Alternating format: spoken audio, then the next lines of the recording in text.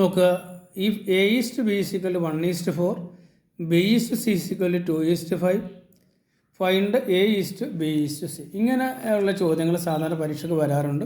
ഇപ്പോൾ നമ്മൾ ആദ്യം ചെയ്യുന്നത് എഴുതി വെക്കും, A is to B is to C എന്ന് എഴുതും. ഇവിടെ എ ഈസ്റ്റ് ബി എന്ന് പറഞ്ഞാൽ 1:4 അപ്പോൾ എയുടെ താഴെ 1 എഴുതും, ബിയുടെ താഴെ നമ്മൾ 4 എഴുതും. ഇനി ബി ഈസ്റ്റ് സി എന്ന് പറഞ്ഞാൽ 2:5 അപ്പോൾ ബിയുടെ താഴെ നമ്മൾ 2 എഴുതും, സിയുടെ താഴെ നമ്മൾ 5 എഴുതും. ഇനി ഇവിടെ നമ്പറുകളൊന്നും ഇല്ലാത്തത് കൊണ്ട് ഈ 4 നമ്മൾ ഇവിടെ എടുത്തെഴുതും. ഇവിടെ നമ്പറുകളൊന്നും ഇല്ലാത്തതുകൊണ്ട് ഈ 2 നമ്മൾ ഇവിടെ എടുത്തെഴുതും. എന്നിട്ട് തമ്മിൽ ഗുണിക്കും. 2 × 1 2, 4 × 2 8, 5 × 4 20.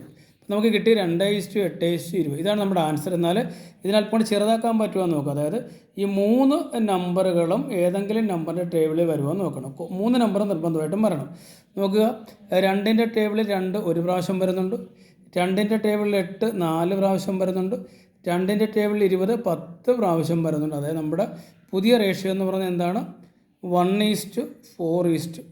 ഇതാണ് നമ്മുടെ ആൻസർ. അങ്ങനെയാണെങ്കിൽ ഈ ഒരു ക്വസ്റ്റ്യൻ നിങ്ങളൊന്ന് കമൻറ്റ് ചെയ്യും.